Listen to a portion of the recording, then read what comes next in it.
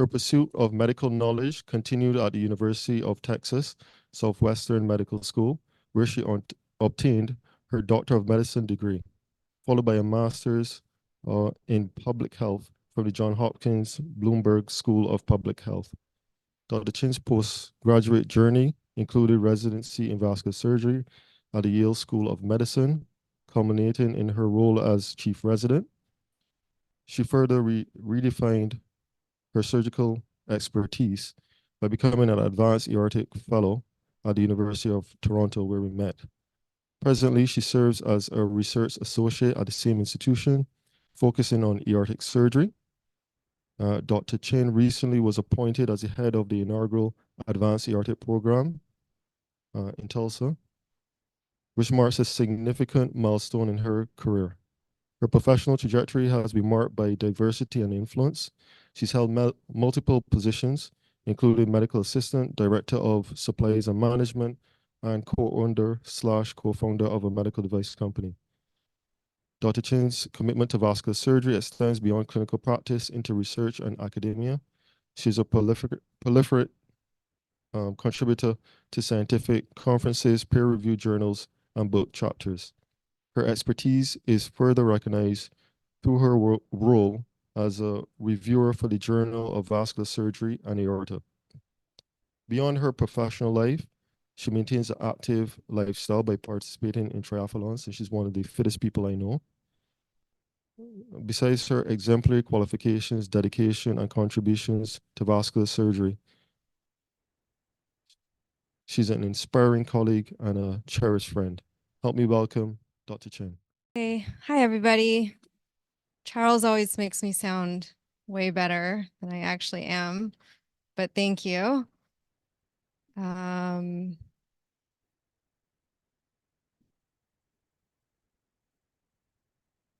to pull up my slides here. Okay, great. So I was asked to just give a little bit of an introduction to endovascular surgery. This is definitely geared toward people who may not be quite as familiar. Great for maybe medical students or residents or nurses who may be new to an endovascular OR, or scrub assistants, or anybody who's never really encountered endovascular surgery before. I have no disclosures. So I tried to break it down pretty simply. We're going to talk about the who, what, when, where, and how we do endovascular surgery. So first of all, what is it, right? So historically, surgery, when you think about it, you think about big incisions. On the left there is a laparotomy with the retractors, metal instruments. And then on the right side of the screen, you have the big long incision you can get from doing a lower extremity bypass. You are directly visualizing the blood vessel, you open the blood vessel, and then in the bottom right there, you're anastomosing typically a bypass graft of some sort. So this is what we all know. This is what people have been doing for decades. It's tried and true. Requires general anesthesia. Sometimes there's a bit of blood loss involved. And the truth is, not all patients can tolerate it very well, particularly vascular patients who tend to be on the frail side.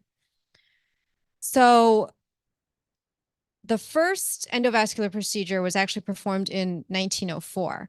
But it really wasn't until the 90s, I would say, probably, when things started to pick up and endovascular surgery became really proliferative, particularly in the United States, where I trained. And it's part of the vascular armamentarium these days. It's definitely something that we should be able to offer to patients. So what is it? It's a minimally invasive approach to many of the traditional open procedures. And what is pictured here is an EVAR. So what that is a stent graft that goes inside the blood vessel, relining it. So rather than opening up the belly to do a bypass graft, you're accessing the blood vessel, typically from the groin, and it's endovascular because you're going into the blood vessel to reline the inside of the blood vessel. You can do this through an artery or a vein. And your access points are typically via the extremities. Usually the groin is the most common spot, but you can access the arm, you can access the wrist, you can access the ankle. And from that blood vessel that you access, you will use wires and catheters to navigate to wherever the disease is and treat that disease. So these are some of the terms that you may have heard before in relation to endovascular surgery: diagnostic angiogram, balloon angioplasty, stenting, thromboembolectomy, which can be percutaneous, meaning done minimally invasive, thrombolysis, atherectomy, EVAR, TVAR, TAVR, TCAR, tons of acronyms that have grown out of this. For today, I'm just going to focus on the top three, which are kind of the basic concepts involved with endovascular.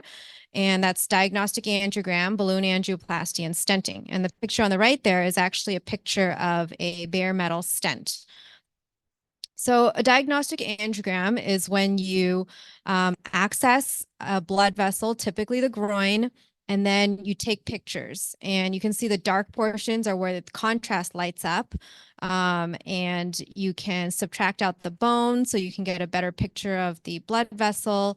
On the right side, that panel or that paired panel there is a picture of the knee joint and the popliteal artery, which runs right across it. And you can see it doesn't look like the blood vessel on the left because it's very, very diseased. And that's something through which you could potentially use a wire and a catheter to cross, and then if needed, put in a stent or a balloon. The other option traditionally would be potentially to either to bypass it via incisions on the legs. So balloon angioplasty, as I've mentioned once or twice now, is when you go in with a balloon, inflate the balloon, and then you remove the balloon. And you do that at the area that's diseased. So looking at panel A, you can see that it's not continuous flow. There's a segment that doesn't light up, so it's occluded. Panel B, you have inflation of the balloon in that area. And then in panel C is the resulting angiogram. And you can see that now there's a continuous inline flow. The key thing to remember about this is that nothing actually stays inside of the patient. You're literally inflating the balloon and using that pressure to open up the lesion, and then you remove the balloon. And all of this happens over a wire that you've used to navigate to the area of interest. That being said, it's important to keep in mind that sizing the balloon appropriately is important. You don't want to put a balloon in that's too big because you could, in theory, rupture or damage the vessel or dissect. And then stenting is the third concept I had brought up. And this is where you do leave a device inside the patient. So on the picture on the left, you can see that in the iliac artery, there's at the bottom of the picture, there's a balloon-looking structure. So that's an aneurysmal iliac artery. It's a little bit hard to see, but in the picture right next to it, a stent has been placed. And what that does is it covers up or it relines the inside of that vessel so that now blood is no longer flowing and applying pressure to the native vessel, but it's going through the stent instead. So the pictorial on the right side is showing how that's done. Same concept as balloon angioplasty. You go in with a wire, sometimes a catheter to help you navigate. And then once you get to the area of interest, you can deploy the stent. So there's mechanisms in the portion that's external to the patient that'll allow you to release the stent from the system. And you can see in the bottommost portion of the pictorial that the stent is left in place. So that allows, something to give extra radial force. So in hopes that this thing won't shut down or occlude again. So who performs endovascular surgery? Well, a variety of people. Vascular surgeons, definitely. Vascular surgeons such as Dr. Farkas and Dr. Lucas here, are versed in open procedures, like I showed in the first slide, and endovascular procedures. And that's important because there's a lot of situations in which either endo or open could be used. But there's some equipoise that needs to be applied to this. And vascular surgeons are in the unique position where they can do either open or endovascular surgery. There's lots of other specialties that are able to do endovascular surgery because it doesn't require an incision per se. It's just a puncture. So interventional radiologists do a lot of these procedures in various parts of the world. Interventional cardiologists. If you think about like when people get MIs or heart attacks and they get a stent in their heart, that's all interventional cardiologists doing those procedures. And it's the same concept applied to the legs or even big vessels like the aorta. We also have neurointerventionalists now. So people who come in with acute strokes. They can go in with wires and catheters and fish out that clot that originally caused the stroke. The list does get longer. There's such a thing as interventional nephrologists now, nephrologists who use wires and catheters to declot AV fistulas or AV grafts. And because it doesn't require incision, because it typically doesn't require general surgery, or I'm sorry, general anesthesia, these are procedures that are accessible to a lot of people outside of traditional surgeons. So where is this procedure performed? Well, it can be performed in a variety of settings. Hybrid operating room, which is an operating room with, let me see if I have pictures. So it's the picture in the top left and in the middle there. So it's a fully functioning operating room like you would normally expect, but there's a wall mounted or a ceiling or floor mounted fluoroscopy machine with a big display.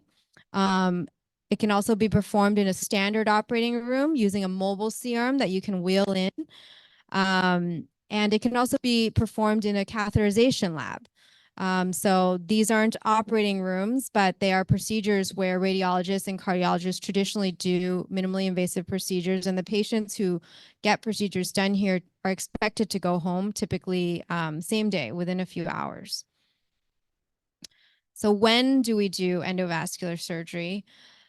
This is a very simplified kind of answer, but traditionally endovascular surgery, especially when it first came to into practice, it was initially meant for patients who are poor candidates for traditional open surgery.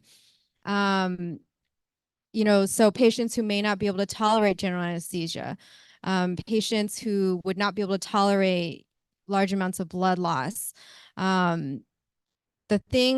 There is ongoing debate about the durability of these procedures, depending on the type of stents that's used, depending on, are you ballooning, are you doing atherectomy, et cetera, et cetera. Open surgery is tried and true, has been around for a long, long time. And we know for certain the patency of bypass grafts, but the durability of endovascular surgery, depending on which vessel you're stenting or which vessel you're treating, that's sometimes still up for debate. So sometimes we do these surgeries by surgeon preference based on their knowledge. Younger patients, we do tend to like to veer toward open surgery because there's assured durability in that sense. Sometimes there's patient preference as well. Patients may have heard of this minimally invasive procedure and they will come in asking for it because the recovery is, it's very often same day or just one night in the hospital compared to if you do like an open aneurysm repair, the patient can be in the hospital for up to 7 days. And then to the last bit, how is endovascular surgery performed? So this is a little bit of a intro to the procedure itself. Like I mentioned before, you need to access a blood vessel to get to the inside of whatever blood vessel you're trying to treat. Typically, we access the groin. Other access points include the arm, the upper arm, or even the wrist, as shown here. you can see that, we draw landmarks, and then you typically want to inject some freezing, some lidocaine to numb the patient, especially if they're asleep. And you're trying to access the femoral artery right at the femoral head so that you can apply pressure to it in case there's any issues. I have a picture here of an angiodrape. So it's just the only thing that's visible here is the groin in that circle. And then you have the various tools that you'll need to access. So the pink thing is a needle. You have a couple wires there. And then the thing with the green there is the sheath. So this is what a typical access ends up looking like. So panel A, you have the operator using the ultrasound to have a look and find the proper place in which they need to puncture. And then the bored needle will go in, and once you get into the artery, you should get lots of back bleeding. So blood back is good in this particular case. After the needle goes in, you put in a wire, and then you can put in a sheath and go on with your procedure. You can do fluoroscopy to see where you are, and then your wire can navigate almost anywhere in the body once you have access in one spot. And then just a quick review of the basic equipment that you'll need. So wires. So once that needle goes in, you need a wire. That's very much your placeholder. The wire is the first thing to get anywhere, and everything else goes over the wire. So there's different thicknesses to wires. It comes in 0.035, 0.18, and 0.14 in diameter. So smaller vessels require smaller wires. You can see in that picture A, B, and C, there's wires that have different types of tips. You can have a fully straight wire, you can have an angled wire, you can have one that will curve. The purpose of that is so that, if you're going into a more delicate vessel, you don't want the tip of that wire poking through the vessel. So if you have a curved tip, it's less traumatic. Once a wire goes in, you typically want to put a sheath in. A sheath is there to support whatever else you put in. So over the wire goes the sheath. And these are just some examples. Sheaths come in French sizes. And the smaller the number, the smaller the diameter of that sheath, meaning the smaller diameter equipment you can fit through it. And it'll say on the sheath how big it is. And usually they try to make it easier. Different colors mean different sizes. And then there's a variety of catheters. So a wire often will not go by itself where you want it to go. And if you put a catheter over the wire, there's a bunch of different catheter tips that'll help you maneuver the wire to the location where you'd like it to go, or different angles. So you can see there's an endless number of catheter tips. And once you start doing a lot of these procedures, you start memorizing kind of what they look like.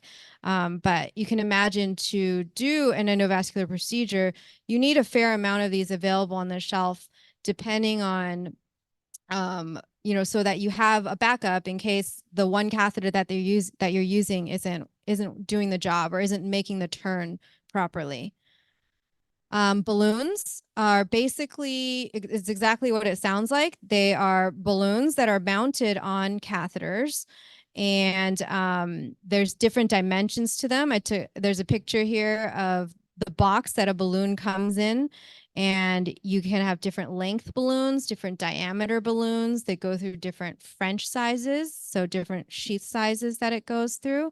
So this particular balloon is 6.0 millimeters in diameter. It's 40 millimeters in length.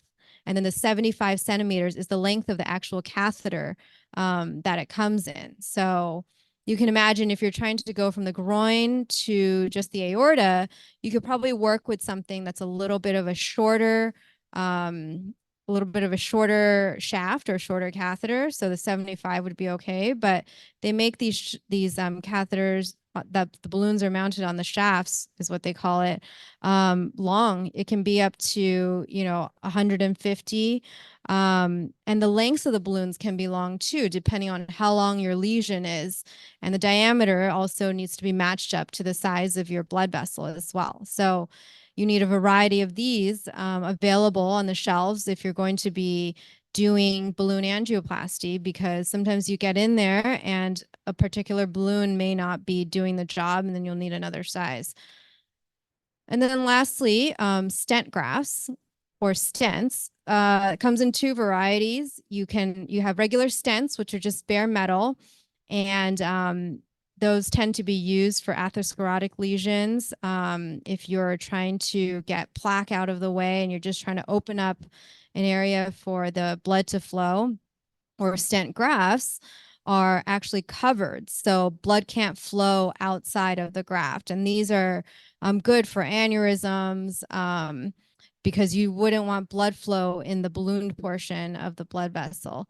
Again, I have a picture of the box here. There's lots of numbers involved. Sorry, the picture might be a little blurry, but same concept. You have a diameter of the stent. This one looks like it's 10 millimeters in diameter. You have a length of the stent, which is 100 millimeters. You have the French size that it goes through. So this one looks like it goes through a 9 French sheath. And you have the wire over which it goes. Remember, all of these things have to go over wires. So this one goes over an 035 wire.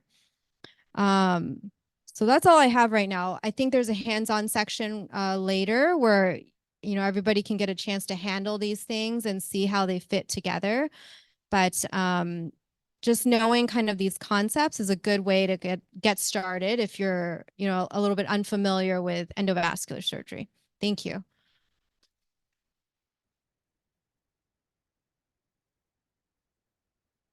Thank you. And moving along, with endovascular surgery, as Dr. Chan said, you need a lot of support from industry and creating relationships and linkages.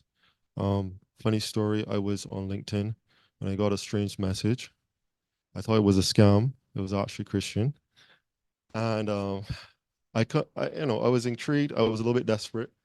I entertained him, and he's turned out to be a very reliable person. Dr. Yap can attest to that. Marco, you've come along and been very helpful. And now, without further ado, our delay, we have Mr. Jackson Taggart, and he's going to talk a little bit about these revolutionary products that we're going to hopefully use in the Bahamas and help our patients, particularly our end-stage renal disease patients. We see them again and again. The residents get frustrated. We sometimes as surgeons get frustrated, but now there's light at the end of the tunnel, and I just want to take it away. Thank you so much. It's very good to be with you today. My name is Jackson Taggart. I am the Director of Marketing for Merit Medical Systems. We're based in Salt Lake City, Utah, so far away from here, and much colder. But I appreciate the opportunity to be here. This picture is actually from about 2.5 years ago at Sandy Port Beach at the Poop Deck. I don't know how you could forget the name of a restaurant called the Poop Deck. But that's my family and I. We had a cruise stop here, and it was one of the most beautiful beaches I've been to. We had a really great time. So it's good to be back. I unfortunately haven't spent much time in the ocean because I'm here for work, but it's a beautiful place to be. I am responsible for our renal therapies product portfolio. So Merit has and I'm unfortunately, sorry. Unfortunately, I don't have a time to spend on each one of these products. Today, we're primarily going to be focused on the Rhapsody cell impermeable endoprosthesis. But I think it's important to kind of see what Merit has to offer specifically for these dialysis access patients who often are very difficult to treat and have a lot of different issues that they're dealing with. So kind of in that top right, you see the Rhapsody cell impermeable endoprosthesis. We also have a device called the Surfacer, which is a device used to regain access in the upper extremities or vasculature for patients that have a total occlusion in the internal jugular vein, or SVC, superior vena cava. We know, I think many of you who deal with dialysis patients know that having a femoral permanent catheter isn't always ideal for the patient. There's a lot of infections, things that come along with that. So with the Surfacer device, you have a way to regain access with a catheter in the internal jugular vein area, the upper extremities.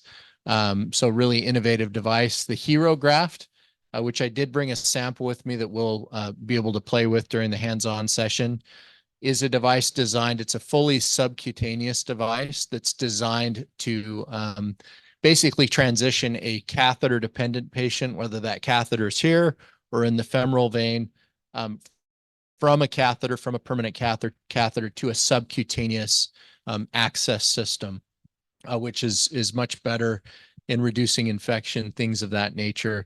Then we have a number of tunnel dialysis catheters, acute dialysis catheters, and then some snares, and also peritoneal dialysis. I don't know how many of you are familiar with peritoneal dialysis, but we offer a full line of catheters and implantation kit. So before I talk about Rhapsody deployment, I thought it was important for you to understand what Merit has to offer for these patients and what I specialize in.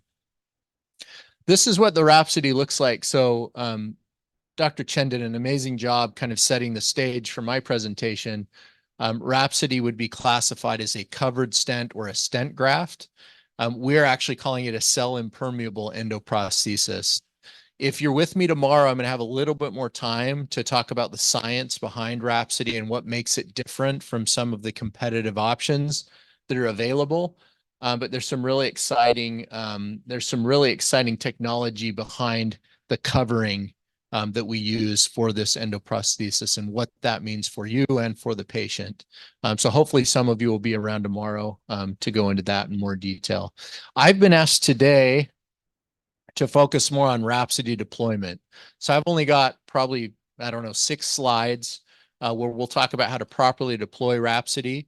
And then we'll have some time. I think we're going to take a break and rearrange the room, and we'll have some time to actually give some of you the opportunity to touch and feel and see how it works.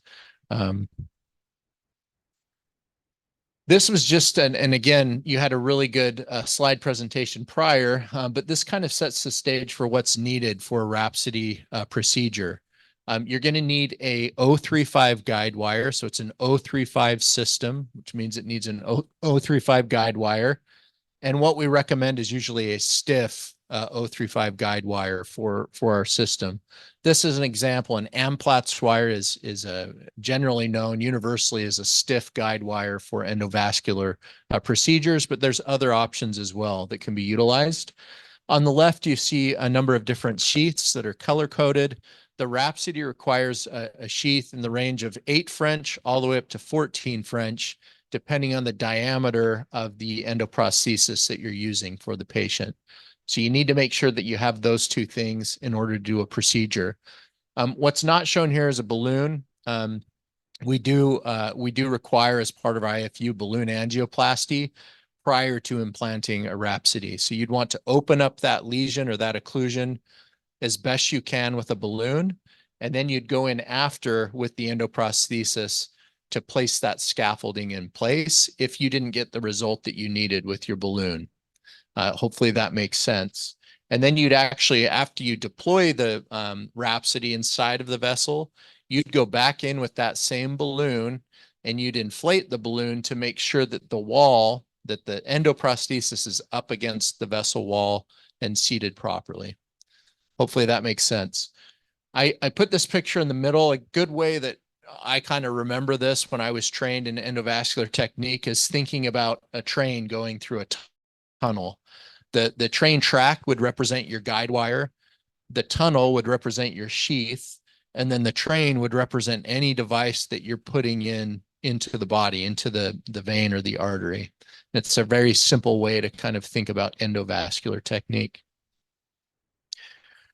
This is from the Rhapsody IFU, this table here. So it's really easy once you've used your C-arm to determine the size of the vessel and where exactly you want to place your implant, your endoprosthesis.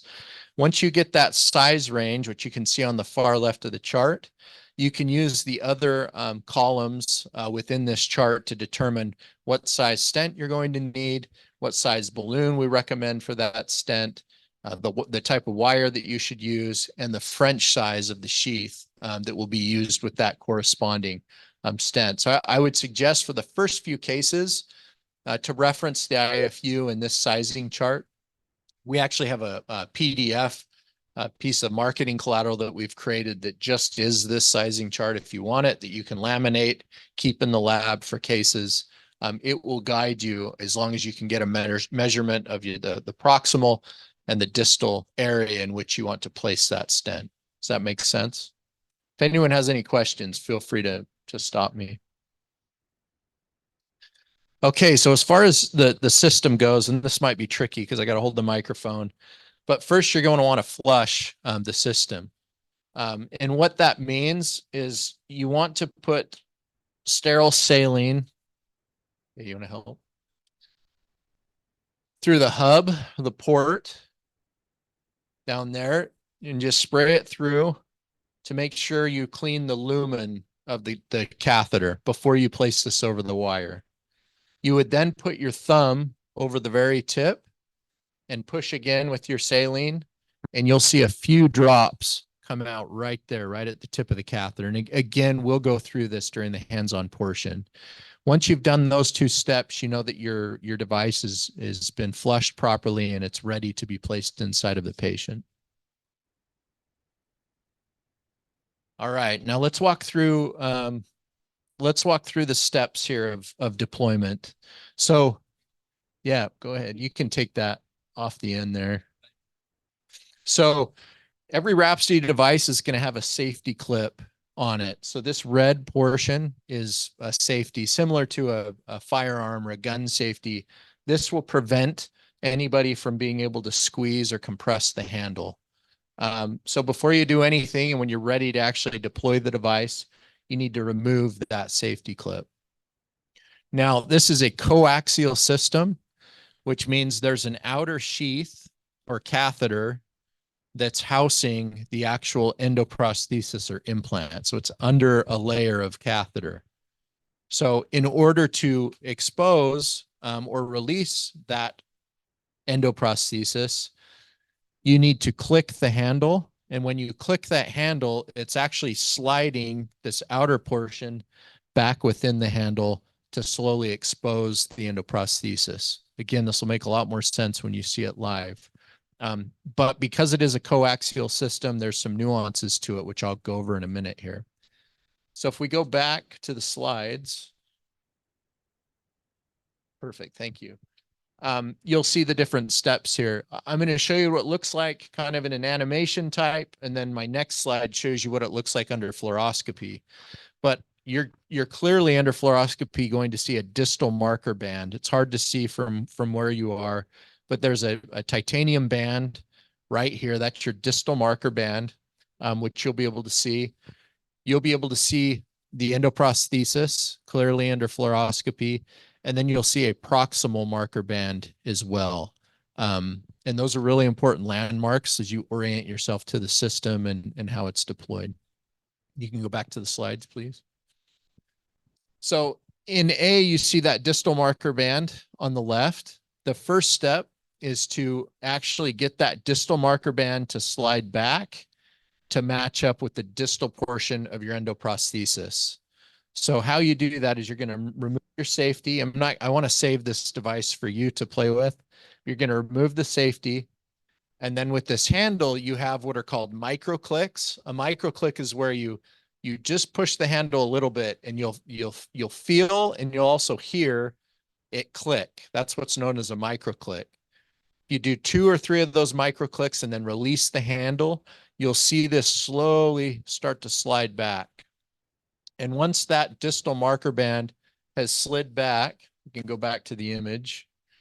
In image B, you can see here that distal marker band has slid back and it's starting to expose the very top of your implant, your endoprosthesis.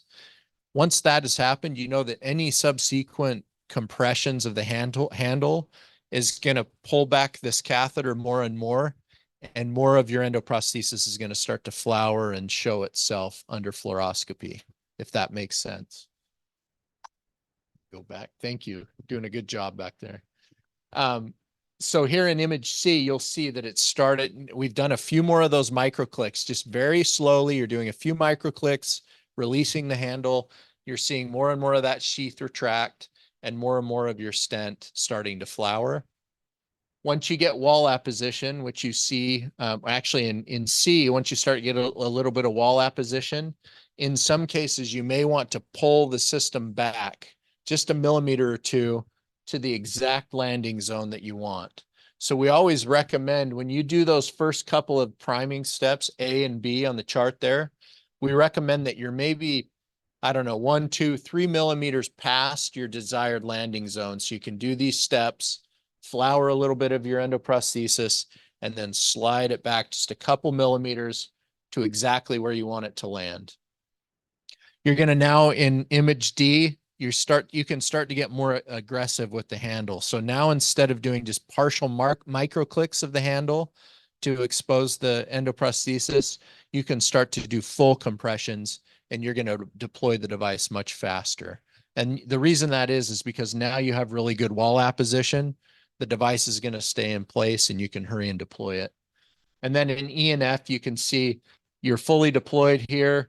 In F, you want to carefully retract your catheter back.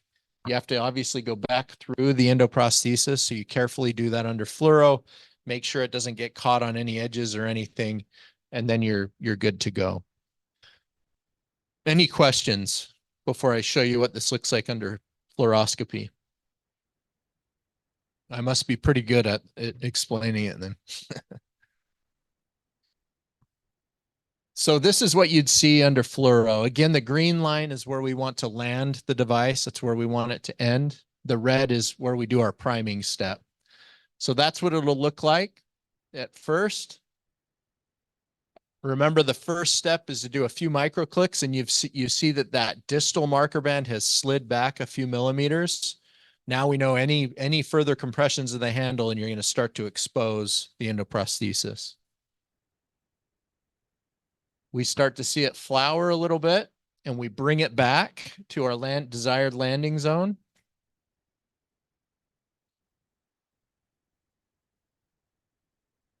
And then you can start deploying from there. Now, the only other thing that I would add here is depending on the length of the endoprosthesis. So this example, it's a really short one. This is I think a 14 millimeter by 30 millimeter endoprosthesis. That priming step's going to happen really quick. It's just going to be a micro click or two, and you'll see that distal marker band start to slide back. If it's a stent that's really long, like 125 millimeters or 100 millimeters, it might take 5, 6, 7 of those micro clicks before you start to see that distal marker band slide back. So what we advise is no matter the size, just go really slow. Make sure you're doing micro clicks and not full compressions of the handle until you start to see enough of your device flower and get wall apposition. If that makes sense. Here's a video. Let's see if this will play for us.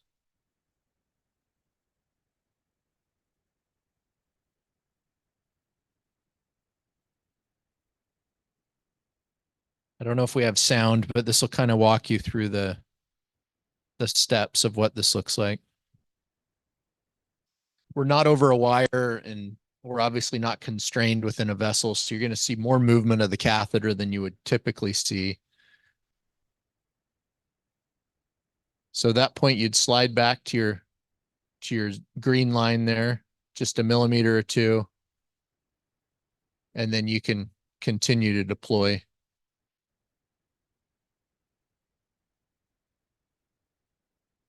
You're always going to oversize covered stents. So let's say the vessel's 6 millimeters, you'd want to use probably a 7 or an 8 millimeter covered stent. So once they get wall apposition, they hold really firm as long as you've sized it properly. And again, you can refer back to that sizing chart. All right, so just a few final tips and tricks, and I have one image after this that I'll show you. Slow and steady wins the race. Once you've used this device 1 or 2 times, it's very simple. It's kind of a new system compared to other covered stents, self-expanding covered stents, but it puts the control in your hands. It's very easy to use. Again, we recommend a stiff guide wire. I know tomorrow they're going to be using Amplatz wires for the procedures. Which usually makes for a better result as far as deployment goes. The Rhapsody is hydrophilic. This hydrophilic coating works really, really well, especially as you're putting this in through sheaths. So be cognizant of that. You might be moving it and not even know it. It moves very easily because it's quite lubricious. We don't promote this, but we have seen, I think it's important to note, there are a lot of physicians commercially that are using Rhapsody without a sheath because it has a really nice transition. It's hydrophilic, and they can just access the fistula or the graft directly without a large sheath. I wouldn't recommend doing that until you're very familiar with how to use the device, but I think it's important to note because it is pretty common for dialysis access. When you're accessing here and treating here, the sheath is often too long. It'll go all the way to the area that you're treating. So just something to know. Follow that priming step process. So always start with micro clicks before going to full compressions of the handle. You'll get a feel for that in a second. It's really important that you have back tension on the device. So when you're deploying, make sure that the device is taut and that you don't have a lot of drooping in the catheter system. You want it to have back tension on it while you're deploying. And we recommend that you pin your hand, whichever hand you're deploying with. We recommend that you pin your hand against the table. I know that's hard to see, to make sure that it prevents you from having a tendency to push forward or push back. If it's pinned, you're gonna stay in that position and keep the system stable. And then keep an eye on the proximal marker band. So I showed you in that earlier slide, there's a proximal marker band at the bottom or proximal end of the stent. If that and this is more for the techs and nurses that are supporting the cases, if that proximal marker band is moving forward or backward, that means the physician is moving the entire system in forward or backward. And we should pause, say, hey, the system's moving. We want to get an accurate landing. Let's make sure that we're more stabilized. So keep an eye on that proximal marker band to make sure it's not moving during deployment. Again, it's hydrophilic, so you need to make sure you wet, just like a hydrophilic guide wire catheter. You need to wet the entire catheter system before you start using it. It's a coaxial system, so you never want to pinch the catheter. When you're deploying, if you're pinching the catheter, it will prevent the sheath from sliding back because your fingers are pinching it. You can use your fingers as a guide, but never pinch, if that makes sense. And then this last image kind of on the bottom shows that you should keep any resistance out of the catheter. Keep it nice and straight as you're deploying. We're going to talk more about these features tomorrow, but just from a very high level, Rhapsody has a 3-layer PTFE construct as the covering. And the middle portion of that construct is cell impermeable. So there's some animal work that's been done. I'll show you this more tomorrow, that cellular tissue can actually grow through PTFE. We've created a barrier in our PTFE that prevents that from happening. And that cellular migration can affect the lumen, the size of the lumen and the amount of blood that's able to go through the lumen. So we prevent cellular migration. It has an inside layer that's more random in nature as far as construct, which is helping to reduce inflammation and thrombus formation, optimize radial and compression resistance. So when you feel, we'll let you see these, but when you pinch Rhapsody, it's resistant. It's got really strong outward radial force, but also really good compression resistance as well, specifically for the central veins, but that helps everywhere in the vasculature. As well as softened endros. So we've actually softened the radial force at the very edges of the endoprosthesis to help prevent edge stenosis, which can be common with different covered stents. And then it's an easy to use single-handed deployment system. Merit developed Rhapsody, obviously with the patient in mind.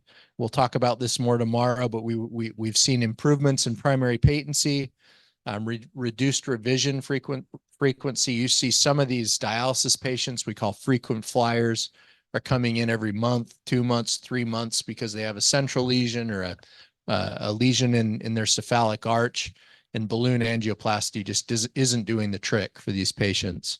We want to stop that with a scaffolding, less hospitalization, avoid chronic catheters, and then obviously we can reduce economic costs with longer term outcomes.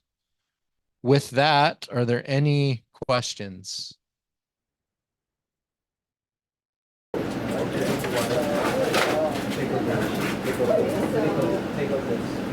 Take this out. Take it out.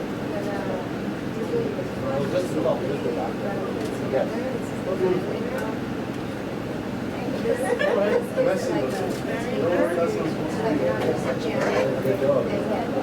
We still got one over here. We still got one over here. We got another side.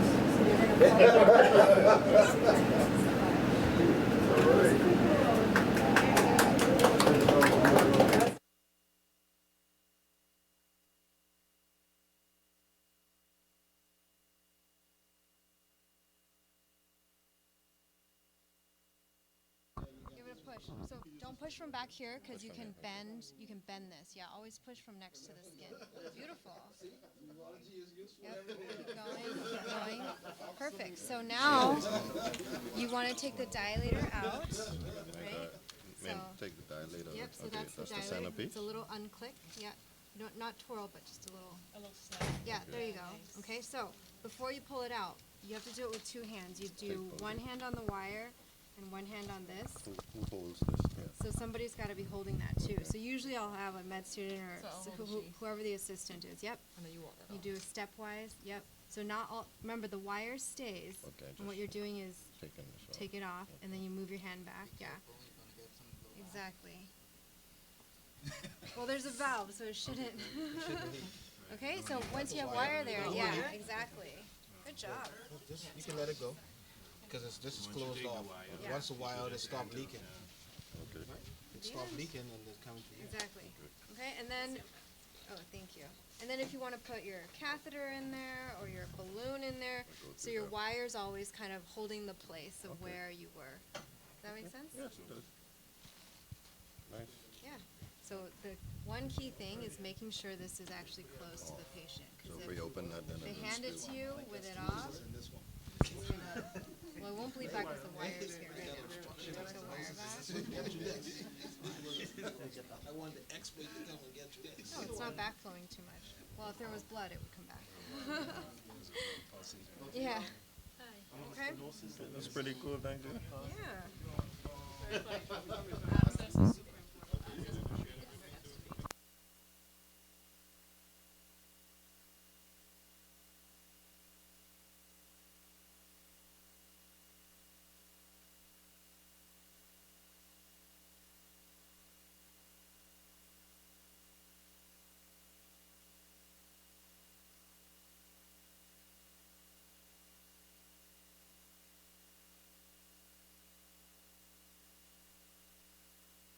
Have your wire in, right? You can put a catheter.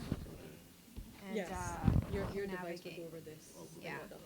So remember the train track analogy? This is your train track. So you're laying the track with the wire. Catheters, the ones, they have like all these different tips. So you can imagine if there's like a branch here that you're trying to get to, that wire doesn't naturally have that curve, right? But you can put a catheter over it that has that curve, and then you can curve that catheter and then bring the wire in. Does that make sense? That makes more sense. So, because you know, there's all these branches in the blood vessels. You're never just going straight. So, yeah, so this is the analogy someone said to me, and I thought it was very valid. It's like playing video games, right? It's fun when you're the one doing it, but but it's like really So boring boring when when you're you're watching assisting. someone else do it. Because there's no, it's not like there's nothing open. nothing open. There's no organs. Like You're there's getting radiation nothing. exposure from Yeah, everything. you're just getting radiated. It's pretty cool. It's Yeah. the most boring specialty to assist in unless you're the operator. Unless you're doing it. But the nice thing is, you know, it's once the access is done, once everything's kind of set, it's actually a very nice setting for learners, like trainees, to play around a little bit. Because there's minimal blood loss, there's always some downtime, you know, and you can always like try to cannulate a vessel or whatever it is you're trying to do. So, yeah. It's pretty cool. I appreciate that. Yep. See, Dr. Taylor, I'm leaving you. Ultrasound. Just give it over to his constituent.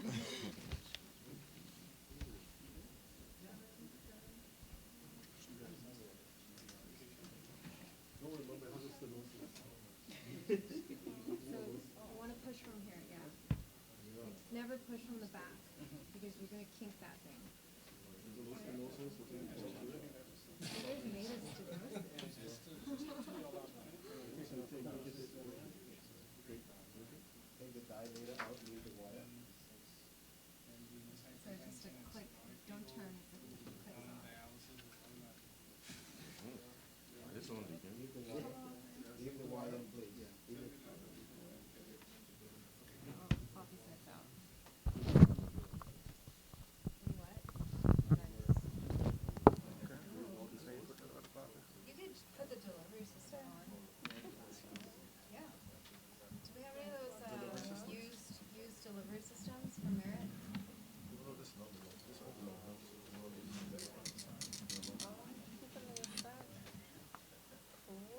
It's not a long enough wire, but you can take that. You can change the wire. I think there's a longer wire somewhere. So take the rosa.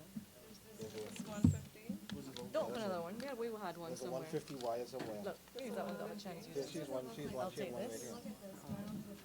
Use Yeah, this, that's 150. use this as your cheater. That is 150. So just, Yes. sorry, just wait till Charles is Not ready. the actual cheater.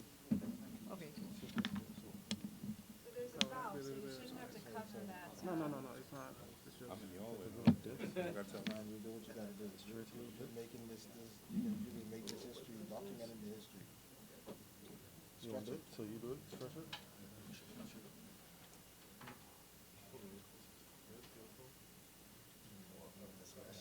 Nice.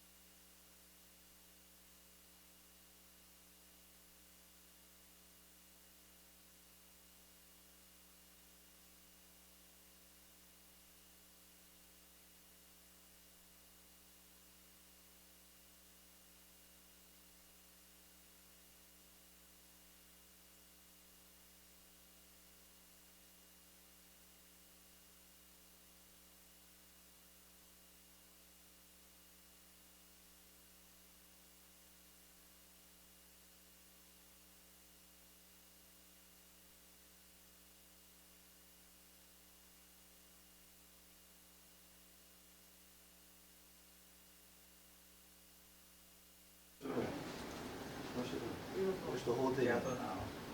Good, keep going, keep going. Keep going. Yeah, we got a stenosis here. Keep the momentum. Oh, so you want to make one connector? Oh, okay. That happens sometimes.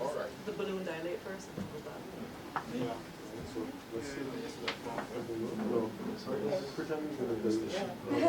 Pull your slip though. Yeah, that's bad.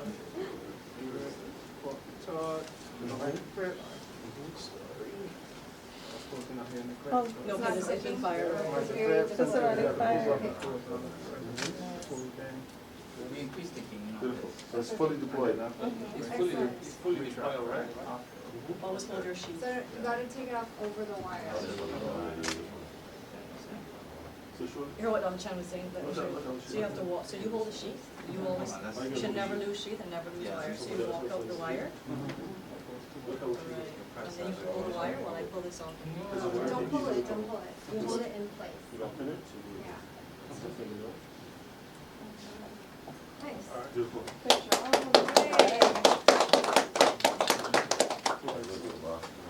These models, these are cool. Wow, this is amazing. King of innovation. Everybody happy? Everybody got a chance to play? Don't any guys think it's up to the No, we can never get a chance. Or we can go. Get back to it. Tomorrow we deal with it. Listen, you got touch it. Yeah, practice before you get to the simulation. This is very nice simulation. Like I just do it over 85. This is nice. I'm gonna try to take it to so the double. All right, so we're gonna just set up for the final talk session, and then go from there. Thank you so much, guys. Ladies and gentlemen, it's my distinct honor to introduce Dr. Pablo Uceda, a luminary in the medical field and arguably one of the world's foremost experts in venous disease, including central venous stenosis. His profound contributions to medicine span continents with a career foundation at the National University of San Marcos School of Medicine in Lima, Peru. Dr. Uceda's extensive training in the United States in general surgery and then cardiovascular surgery is a marvel. It culminated in a wealth of expertise, particularly in cardiovascular surgery. Furthermore, his large medical practice in North Texas is a testament to his dedication and skill. His involvement in various medical societies and his leadership roles reflect his commitment to the advancement of healthcare. Dr. Uceda's work history is a narrative of relentless pursuit of surgical excellence and improved patient care. Perhaps most telling of his character is his readiness to assist colleagues with complex venous cases, offering his guidance night or day, and I can attest to that personally. This generosity extends beyond physical boundaries, as he began aiding me with challenging cases after only a brief virtual introduction, demonstrating his unwavering dedication to the medical community. Dr. Uceda's humanitarian efforts are equally commendable, with his missionary work in Peru bringing vital surgical care to those most in need. Please join me in welcoming a visionary, a compassionate caregiver, a dedicated educator, and a true friend of the medical community, Dr. Pablo Uceda. Thank you.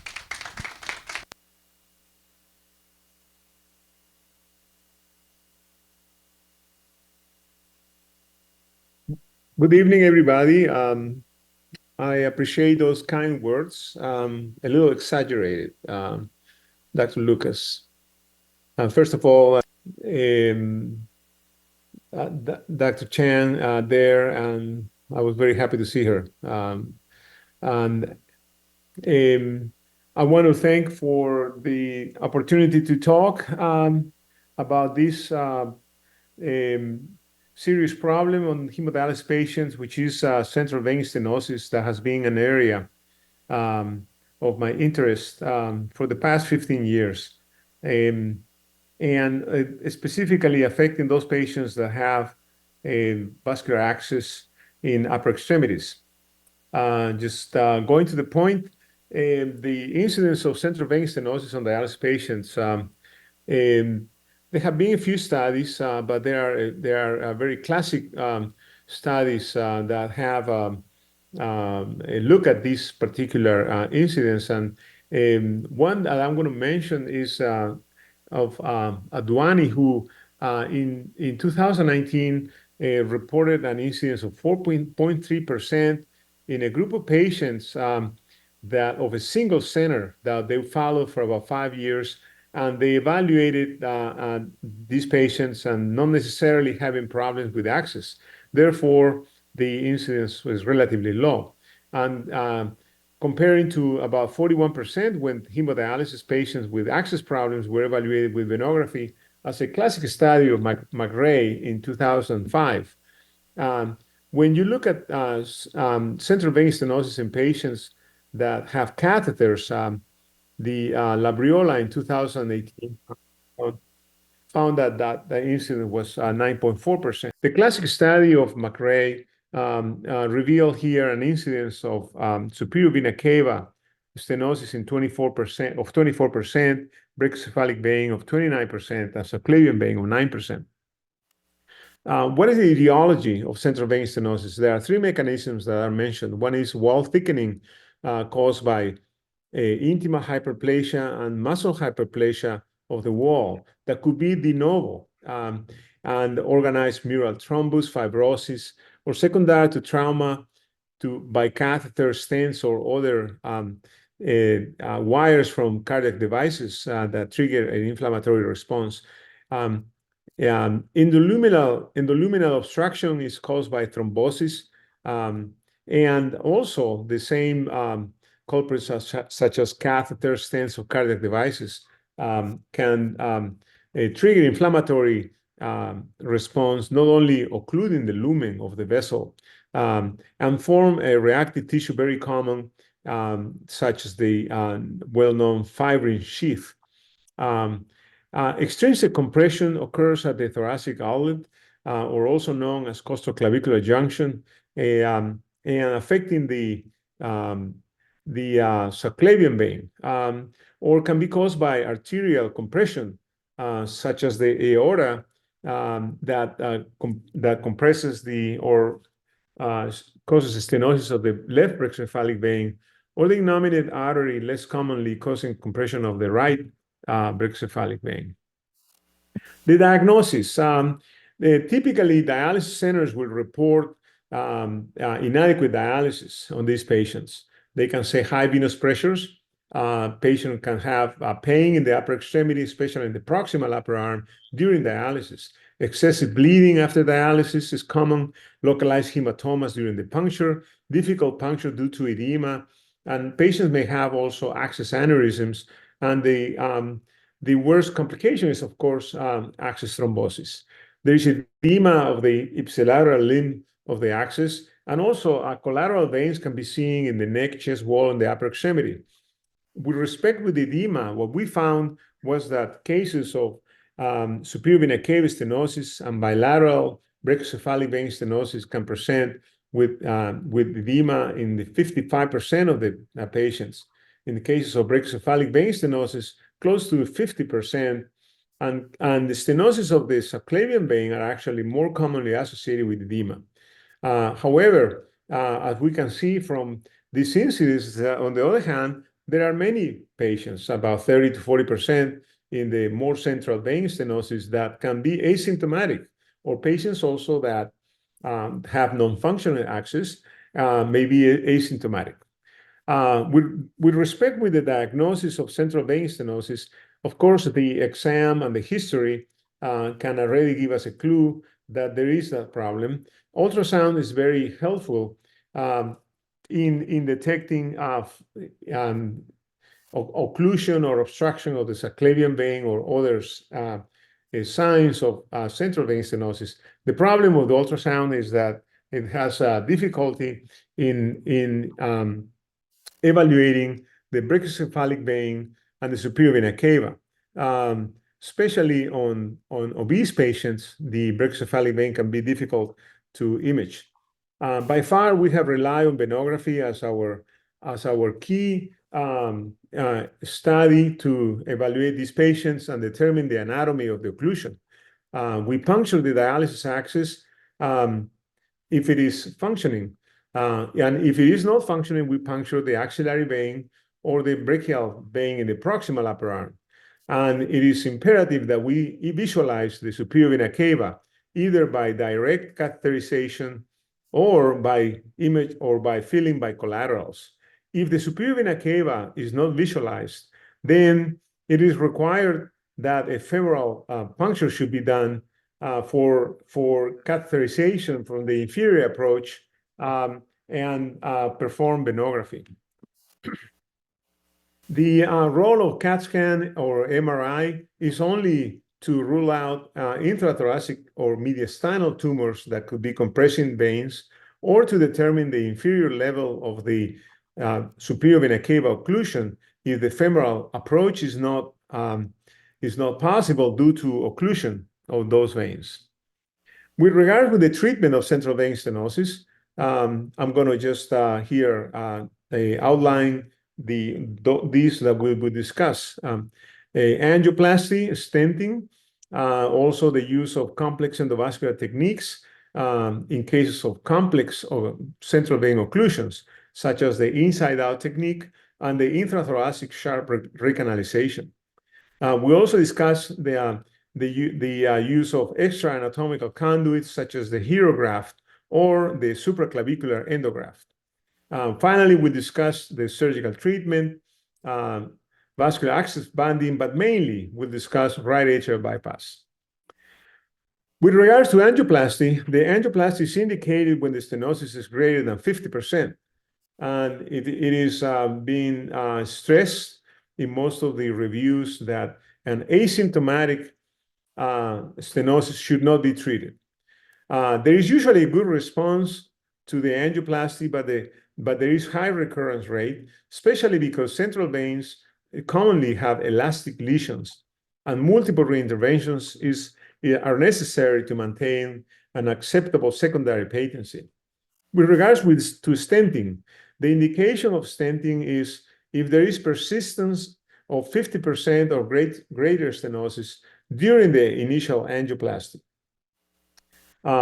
or if there is initial good response but recurrence within 3 months of the procedure. Recanalization of complete occlusions is a controversial indication for stenting, unless the recanalization use is extraluminal, such as cases of sharp recanalization. With regards with bare metal stents versus stent grafts, the stenting with bare metal stents have been described with a primary patency of 14 to 73% and a secondary patency that could range from 30 to 90% at 12 months in a recent review, 3 months of follow-up, in the recent review by Bethard, and up to date of the last review was up to December of last year. Now, a few studies have shown really a clear advantage of stent grafts in the treatment of central vein stenosis. One of them showed a primary patency at 24 months of 84% versus only 46% primary patency rate of bare metal stents. This study was of Quaretti in 2016. It's one of the few really that have shown such a distinct advantage. We have to consider, though, that the treatment of subclavian or brachycephalic vein stenosis with stent grafts may cause a serious situation of occluding the jugular veins or the contralateral brachycephalic vein and preclude percutaneous access to more central vein stenosis, such as superior vena cava, from a cervical approach. Now, speaking about extra-anatomical conduits, I wanted to talk about the herograft. The herograft is a conduit of nitinol that is covered or lined with silicone, and is placed at the junction of the right atrium with the superior vena cava, and from the neck, and then it's attached to a graft that is connected to the arterial source. Now, the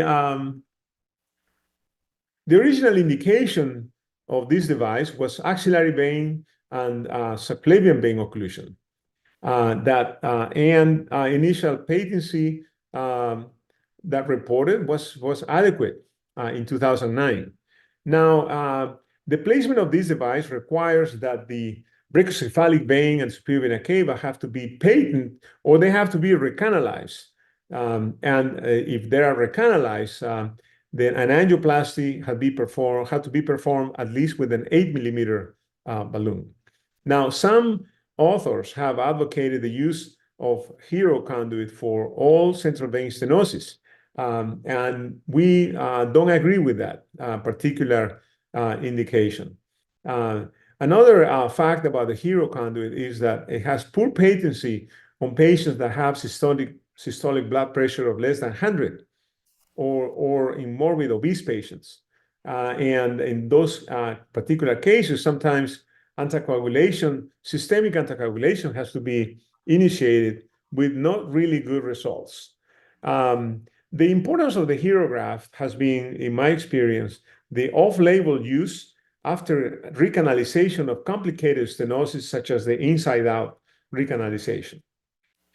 Another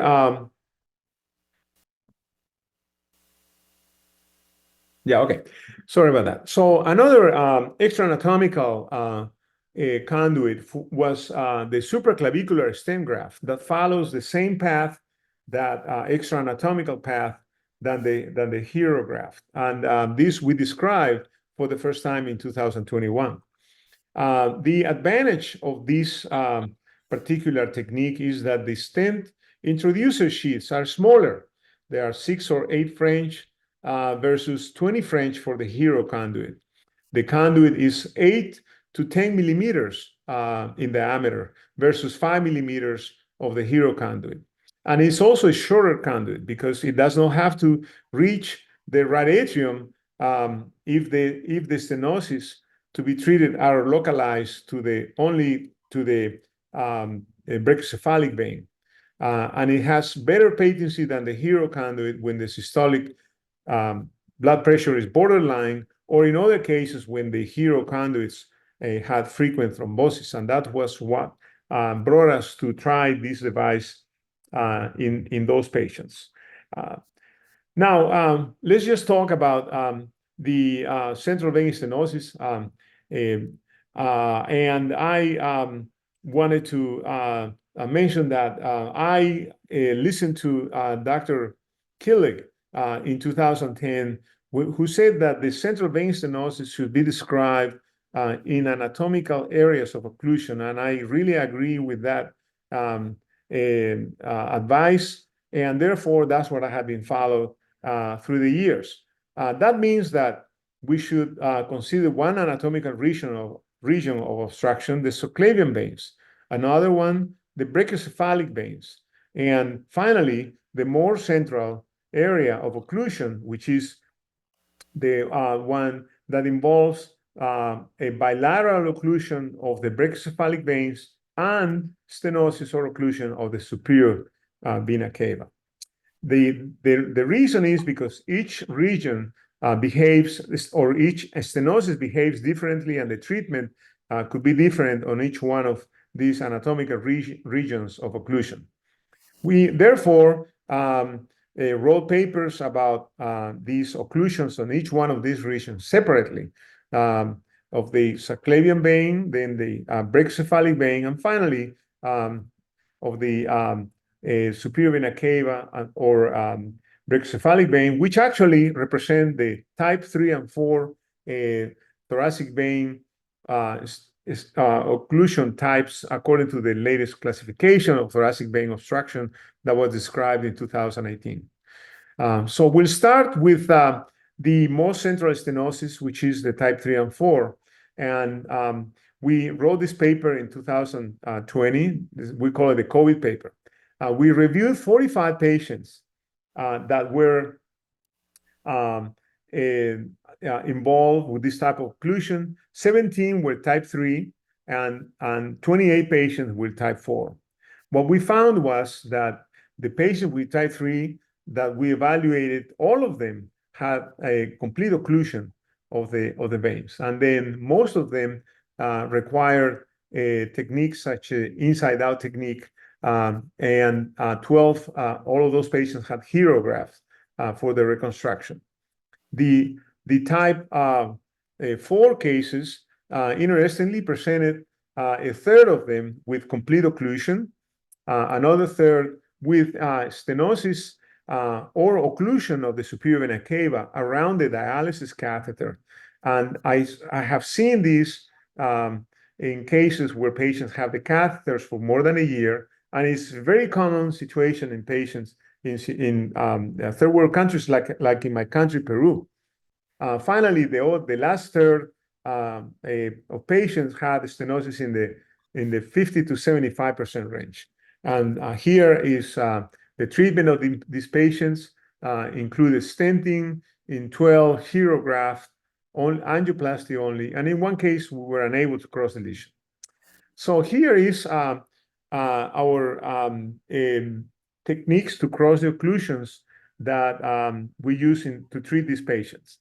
60% of them we were able to cross with catheter and wire, and the 26% we use the inside-out technique with the help of a transeptal needle, and in 11% we use intrathoracic sharp recanalization, also using the transeptal needle.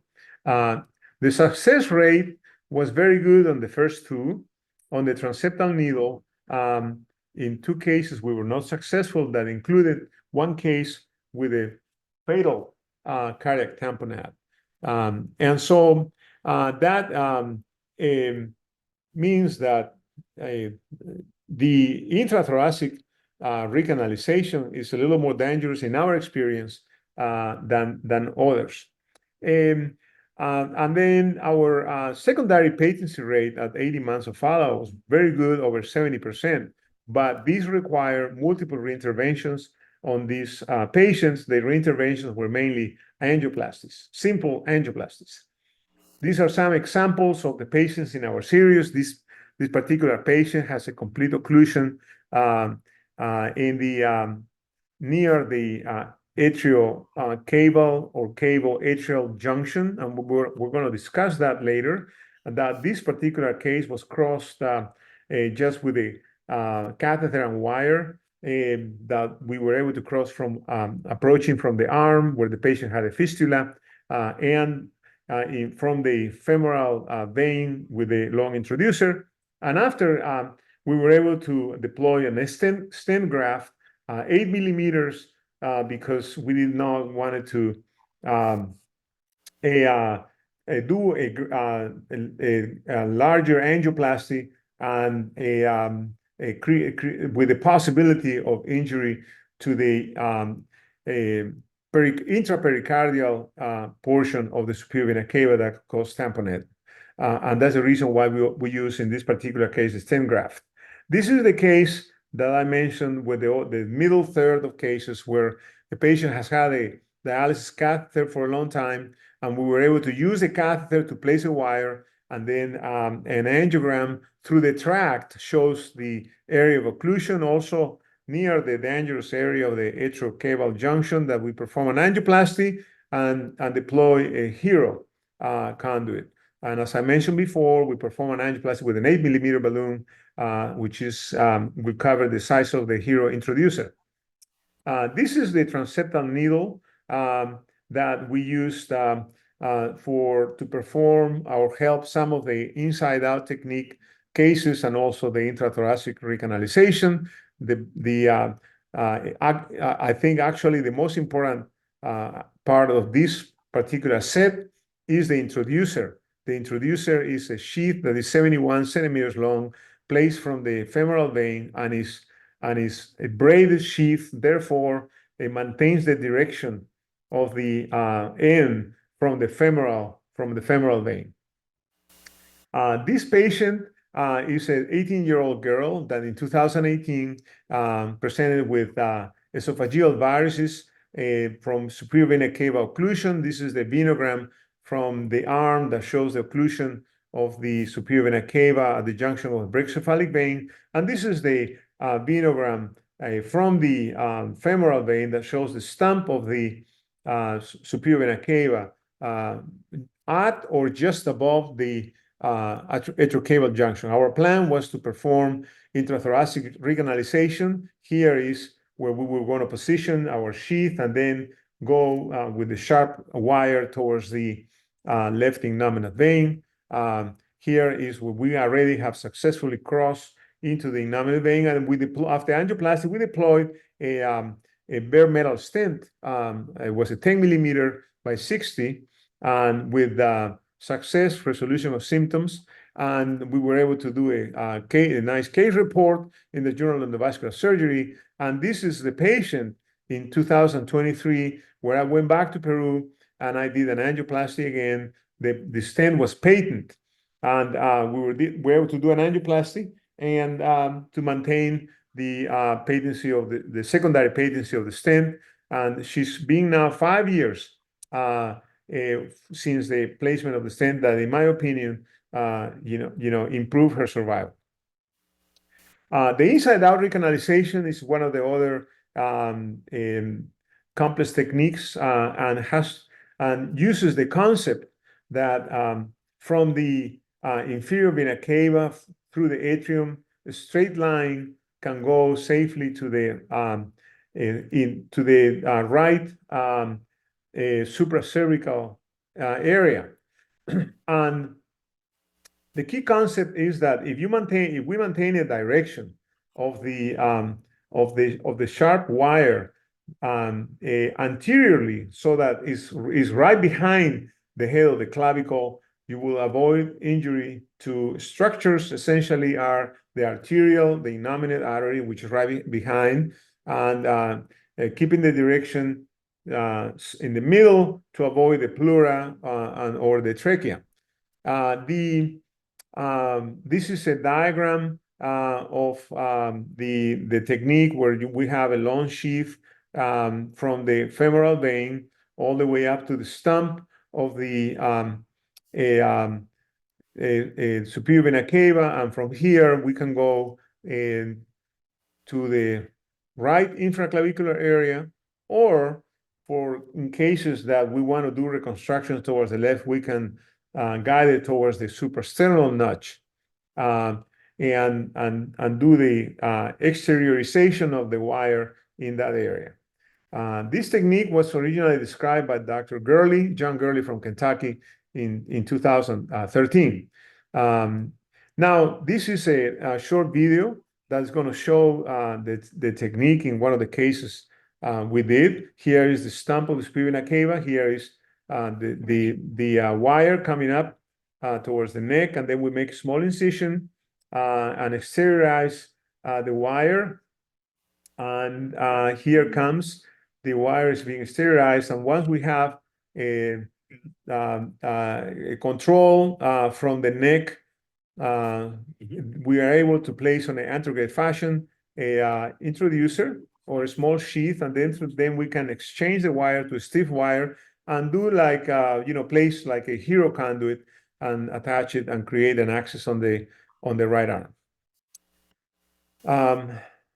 This particular case is a patient that had a left arm fistula.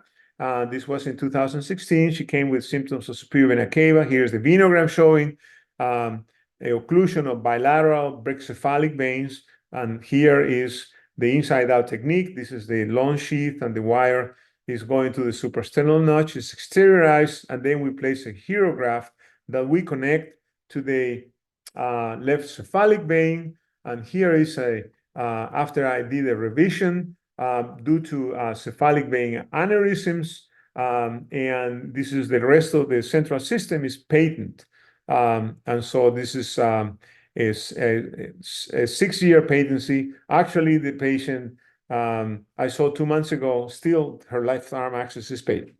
Now, the surfacer is a device that was created and is DNA approved following the original description of the inside-out technique, and essentially has the same features that we described, such as a long sheath, but a more sophisticated blunt wire now that goes towards near the neck, and from there it can be directed towards a marker on the right neck to exteriorize the wire.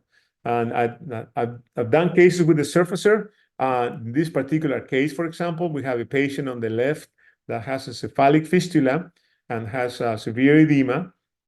On the right, we see the venogram from below showing the occlusion at the junction of the superior vena cava with brachycephalic vein. And then here you see the introducer of the surfacer device. Here we already see again also the introducer, and now the wire has already being delivered and exteriorized in the right neck near the marker. On the right picture, you can see that the wire is already out of the neck and grabbed with a mosquito. And from here, we put a HERO device and attach it to the cephalic fistula, and the patient did very well with resolution of symptoms. That's the arrow on the HERO device and the cephalic vein. Now let's move on to brachycephalic vein occlusion. As we said, this is the other anatomical region of occlusion, and we evaluated also our experience of patients with brachycephalic vein occlusion. We described 115 patients with brachycephalic vein occlusion. And the interesting aspect of this particular series is that 63% were able to do in the office in our outpatient lab, and 36% were placed in the hospital setting. 26 had complete occlusion, and 60% had stenosis that ranged in between 70 and 99%. The rest of the patients had 50 to 75% stenosis. Most of the patients that were done in the hospital setting actually were patients that require a concomitant access procedure, whether it was revision or placement of a new access. And this is the breakdown of the patients, and this is the technique of occlusion, of crossing the occlusion. And we were surprised to find that the 92% of the cases, the recanalization was able to be done just with catheter and wire. And only 9 cases, or 8%, require a complicated techniques. And most of these had to be done in the hospital, if not all of them. But and this is the breakdown of the treatment, the techniques that we use: angioplasty, stenting, and HERO conduits, mainly of the patients that had a complicated or complex recanalization techniques. Here's some example of the patients in our series. In this, on the left is a patient with a complete occlusion of the brachycephalic vein in a tricky area, which is near the junction of the superior vena cava. And here is the intravascular ultrasound image after the initial crossing and angioplasty. So we deploy stent, and this is a bare metal stent, and that is long because we want anchoring the stent to be anchored near the medial aspect or lateral aspect of the brachycephalic vein to prevent the stent from advancing and being deployed in the superior vena cava. This is a patient that we originally treated in 2014 as a 22-year-old girl at the time that had a left arm fistula and had a complete occlusion that we crossed with the transeptal needle that we placed on the sheath that came from the arm.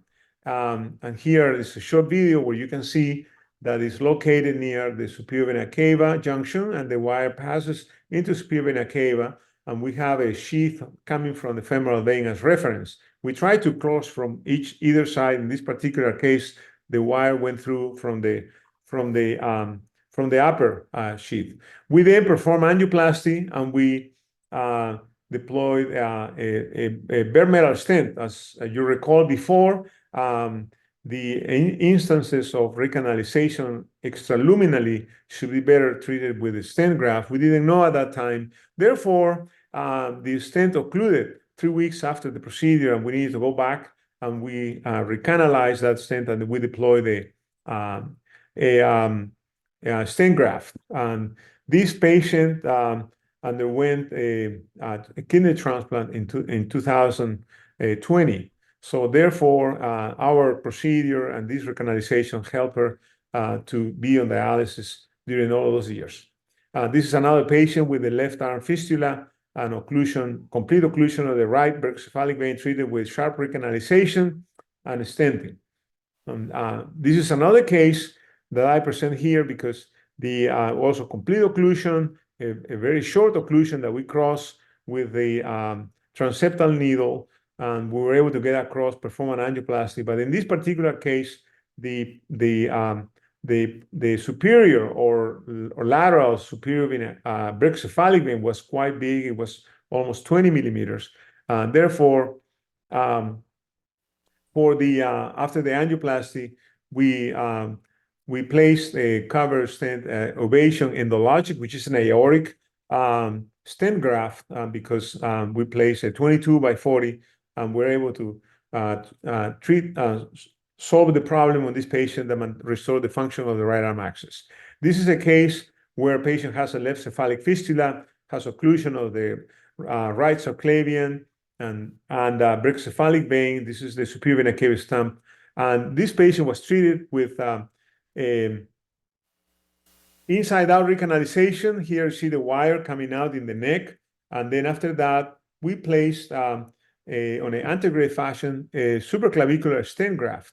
That was a 10 millimeter Biovan stent graft. And here is the final venogram that shows the stent graft into the proximal or superior vena cava, and then a segment attached to a segment deployed inside a segment of PTFE that was attached to the basilic fistula in the right upper arm. This case is the case of a woman that originally had a left brachycephalic vein stent that occluded. She went to another hospital where they abandoned the left arm, and they worked on the right, where they put a HERO conduit, and subsequently, after 3 years, she developed ischemia. The HERO or the axis on the right arm had to be ligated, and she was left with a femoral catheter. She came back to see me, and I decided to recanalize the left brachycephalic vein, stent that was occluded for more than 3 years, and I was able to get across, and then deployed a stent graft, and then place a new axis on the left arm. And this was about 3 years ago, and she still has her functioning axis now again on the left side. The reason that I like to present this is because not to give up on the occluded stents and central veins, because we can also try to recanalize them and re-stent them. This is our series had a secondary patency rate that was quite acceptable, again, with interventions of angioplasty to maintain the patency. Finally, I'll discuss with central vein stenosis and the endovascular treatment, the occlusion at the level of the subclavian vein, and we review our cases. First, I'd like to discuss why is this area different. Is because the thoracic outlet causes compression where the superior vena cava can be occluded. The reason is because the thoracic outlet is essentially created by the first rib and the clavicle, but the compression is not only caused by these bone structures, but also by the anterior scalene, the subclavius muscle, and the costoclavicular ligament. Therefore, the treatment, the endovascular treatment, is not going to be successful until these elements are treated. And this is a subclavian vein angioplasty on the case of a subclavian vein stenosis at a thoracic outlet. If this lesion recurs, in our opinion, this should not be done, which is the placement of a stent graft. Because if the stent graft or any other stent is occluded, it can be crushed, and then the subclavian vein will thrombose and could not be recanalized.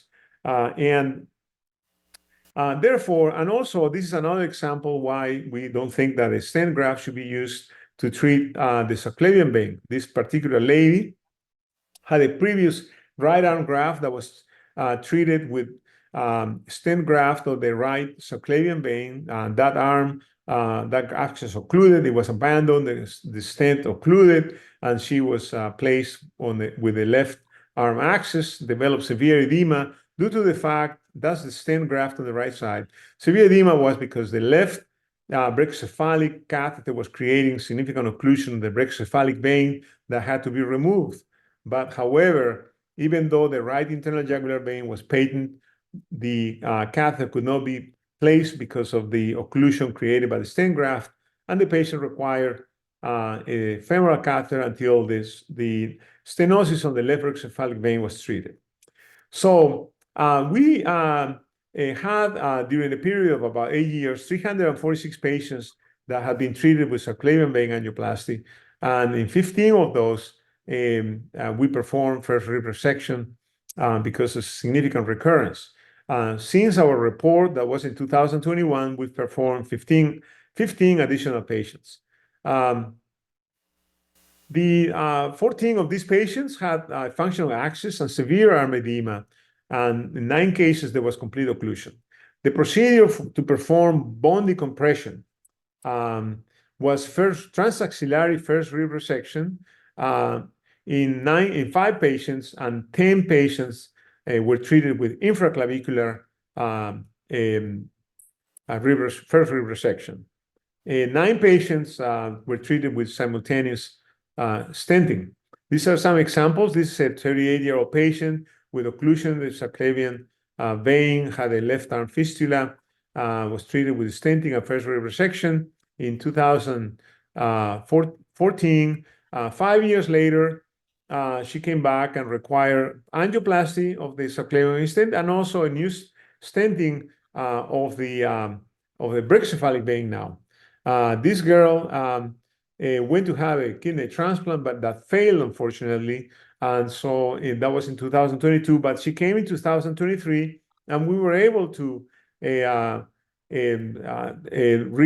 restore the function of her left access graft, and the stents had stenosis, but we were able to improve by angioplasty. And so many years later, she still had a successful treatment of the central veins. This patient had a previous stent on the right subclavian vein that had high-grade stenosis, and we treated in 2016 with first rib resection and also placement of a stent graft.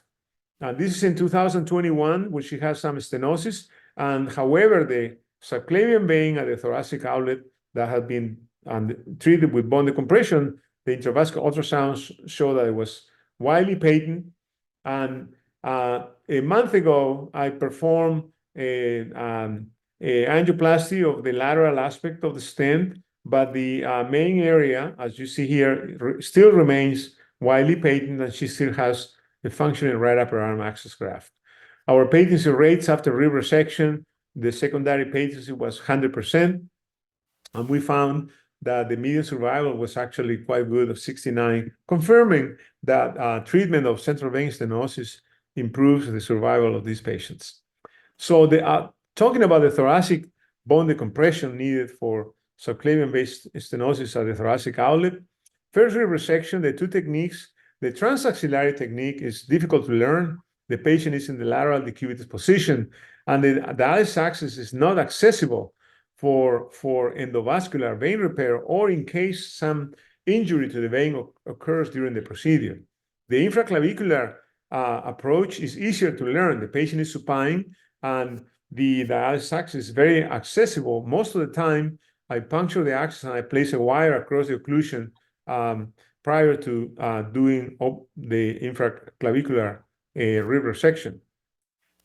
Medial claviculectomy is another effective technique that has been described, and I particularly, for example, in Peru, I have recommended that surgeons do this technique because the first rib resection is a little more difficult to learn.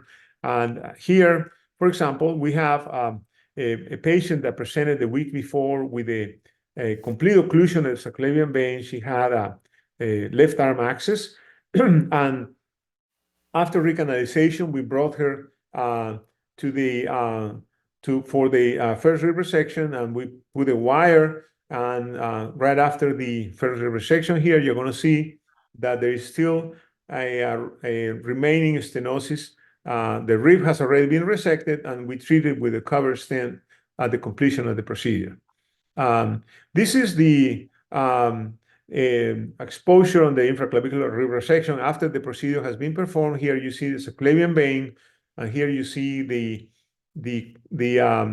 costoesternal edge of the resection, and here's the space where the first rib was that was resected, and that's the pleura. And this is just an image to show the medial claviculectomy, which I have not done a medial claviculectomy, but however, according to the accounts of other surgeons, it's easier to perform. The dissection, and then the giggly saw dissection from lateral to medial, and then venolysis of the subclavian vein. Now, what's the situation when we find a venogram like this on a patient where virtually there is no central veins? The stump of the superior vena cava, as you can see, is right at the atriocaval junction. And we know then that the recanalization may have to go through area of intrapericardial superior vena cava. And we consider the carina as the marker where above the carina, the recanalization of the superior vena cava could be safe because it's extrapericardial, it's mediastinal. But below that, you may be dealing with intrapericardial superior vena cava, or you can have an atrial laceration and patient can have a tamponade. So it was some cases like that we consider right atrial bypass and in 2012 and 13 we performed 5 right atrial bypasses successfully. No mortality, patients did well, and unfortunately expired from other reasons. But we had 2 patients that had long survival, including this one. Essentially what we did was through a mid-sternotomy, a bypass from the left innominate vein to the right atrium with a externally supported PTFE graft, 16 millimeters in diameter. In this particular case, this patient had a left arm access graft, and here is the venogram in 2024 that I performed last week in my office.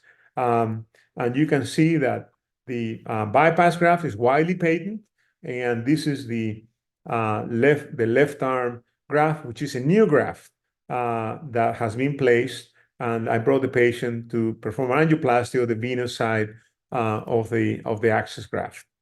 So very durable procedure. And when we published this paper, they asked us to do an algorithm that I actually have found quite useful.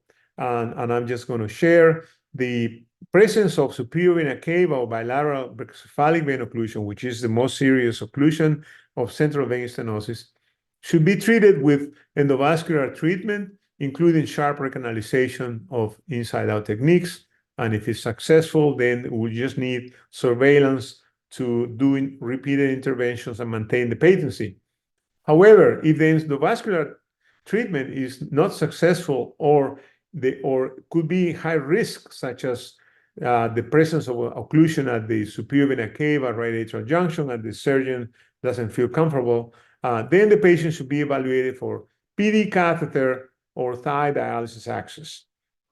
And so, if the patient is not a candidate for PD catheter or thigh dialysis access, mainly for previous operations in the abdomen or for peripheral arterial disease in the lower extremities, then the patient should be considered for a bypass graft to the right atrium. If the patient is a surgical candidate, so then this procedure should be considered in order to salvage the access or to create a new access in the upper extremities. In summary, most central vein stenosis can be treated with endovascular methods. The endovascular treatment will vary depending on the anatomical region. Most endovascular procedure could be done as an outpatient.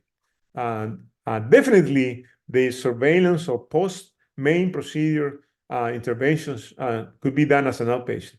All complex revascularizations, inside out or sharp, should be done in a hospital setting. Avoid cover stent grafts across major veins, such as the internal jugular vein. and avoid stents across the thoracic outlet space until after bone decompression. Secondary patency is excellent with repeated interventions that, as I mentioned before, are just simple angioplasties that can be performed as an outpatient. The successful treatment of central vein stenosis may improve long-term survival.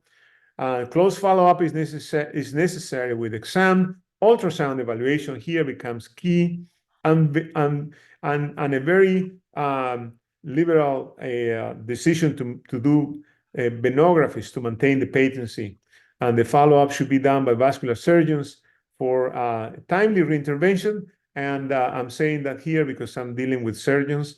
I'm giving a talk at the outpatient Endovascular Interventional Society next month, and I'm not going to say that because I know that there are some radiologists there. So anyways, so this is all I had to present today, and I hope it's been helpful, and I'm ready for some questions.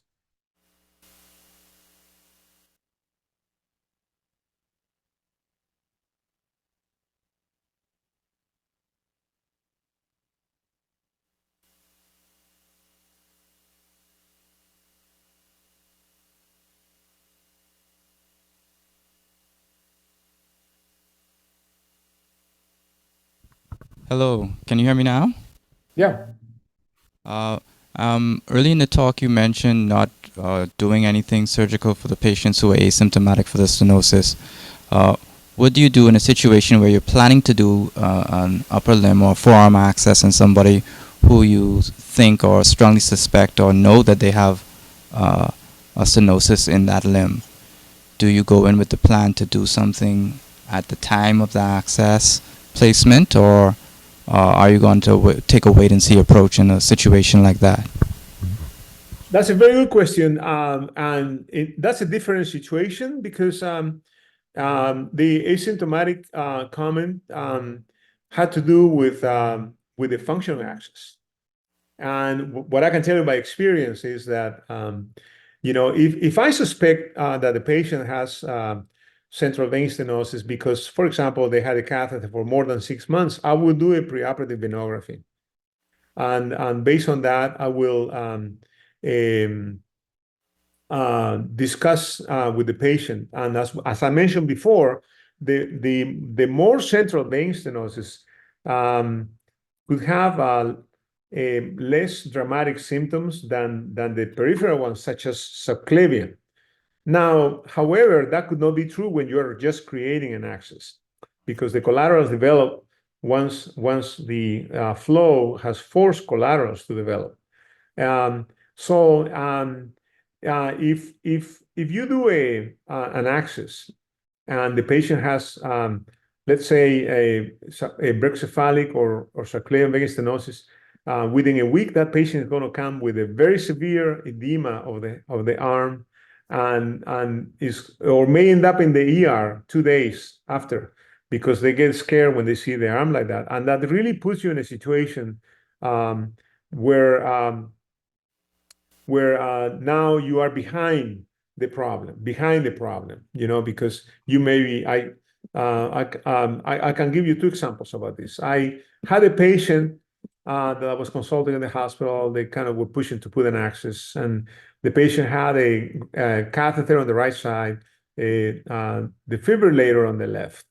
I put the access on the arm. The arm got quite swollen. I did a shunt the following week, and the subclavian vein was completely occluded. I did an angioplasty.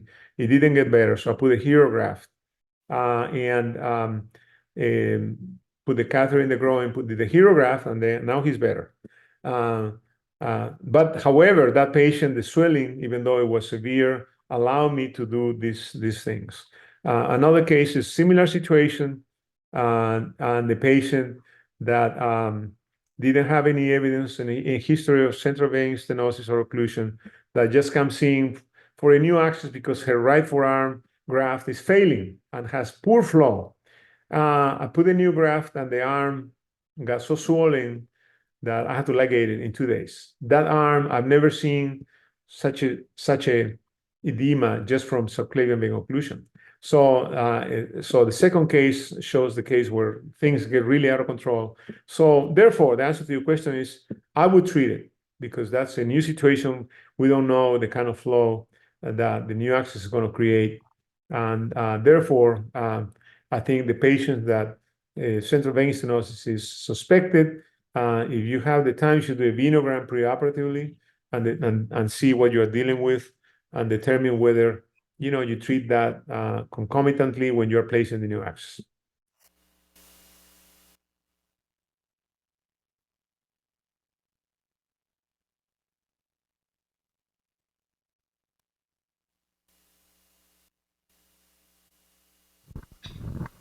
Great talk, Dr. Uchida. I have two questions. The first is, what do you think about the use of IVUS in central vein stenosis?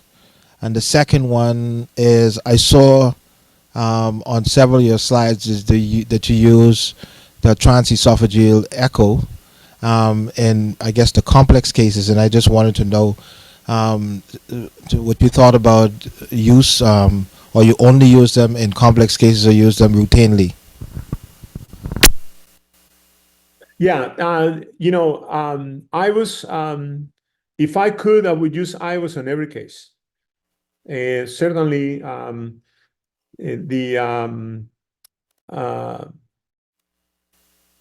when I get concerned about is this a big vein and I need, for example, in our office, our biggest stent is 14. We have a 16 or 18 wall stents that I don't like. I don't like to use wall stents. We use open cell stents that at the end they open up actually. Therefore, that if you put it, for example, in either brachiocephalic vein, it's not going to occlude into the superior vena cava. And so the IVUS, I use that if I see that the diameter of the vein, not in the area of the stenosis, is large, then definitely I will make another plan to try to deploy stents that are bigger. Now, but however, those are a little more complex cases. I think we deal with. I dilated 2 subclavian veins today in my office. I would have loved to use the IVUS. However, the problem is the cost. And when I went to the BEEF meeting on November, this lady came and talked about the investigations of some surgeons or endovascular physicians or interventionists that are abusing the indication of venography or ultrasound or shunt-o-gram on dialysis patients. And even though they are referring more to a kind of routine shunt-o-grams, not too complicated venous stenosis, but however, apparently the use of IVUS was kind of like a marker for this. And I can imagine that probably somebody has been using IVUS on every single case. And therefore, I think is very well indicated in complicated central vein stenosis if it is available. The use of IVUS in central vein stenosis has not been documented well. I read this while we were writing our last paper, and I think it's important, for example, in cases of vein compression, because the venography is not going to give you an accurate idea. And there are some cases of brachiocephalic vein compression that require stenting. And the decision to do that is going to require of a careful evaluation with IVUS and also of the function of the axis. So that I think that's a very valuable tool. Now, you mentioned the transesophageal echocardiogram, And in those particular pictures, it was mainly those, of course, were cases done at the hospital. I think they both were with a superior vena cava angioplasties, and they were more of a concern of the anesthesiologist. I think one of the pictures showed a, um, a stenosis at the atriocaval junction that we put a cover stent. We were worried about a possible tamponade, and that a transesophageal study will help detect that early. So that was. Thank you. Dr. Pablo, I want to say thank you for a wonderful and enlightening presentation.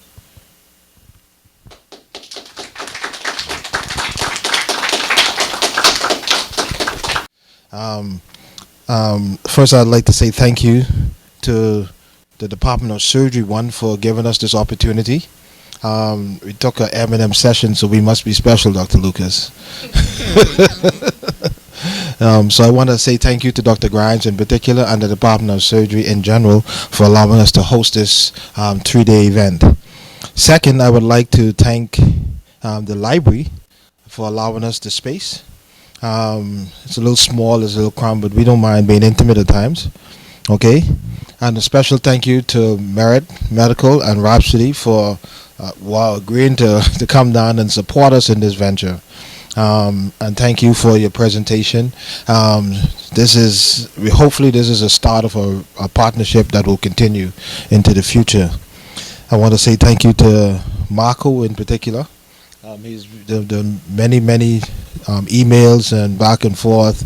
Hopefully, and you know that it's not in vain. Thank you so much for supporting us. To our speakers, Dr. Chen, thank you again for obliging us with your presence.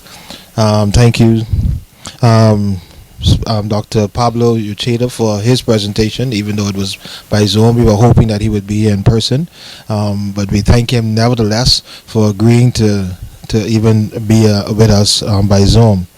Thank you to Ms. Maki for all your efforts in helping us to get this day going. Ms. McKenzie for a wonderful prayer to start us off. Special thanks to Dr. Halliday. Dr. Halliday is our IT and our computer geek and everything else that go with it, and our YouTube recording and anything IT. We thank him for what role he plays today. I want to say thank you to is that your crew, the AV, the camera people? Thank you to your crew also. Special thanks to my fellow consultants, Dr. Yap, for being present today, and thank you to the residents for participating. I saw some eyes open up, when they see blood coming back at them. Whoever else participated, we want to say thank you. The audience, for the rest of you, thank you for participating. Dr. Julio for representing radiology. But I can't go without bigging up Dr. Lucas for the tremendous and large amount of effort he put in producing. I'm just hanging on his coattail now. So I'm happy that he come with a lot of vigor and enthusiasm to see this program through. Thank you once again, everybody.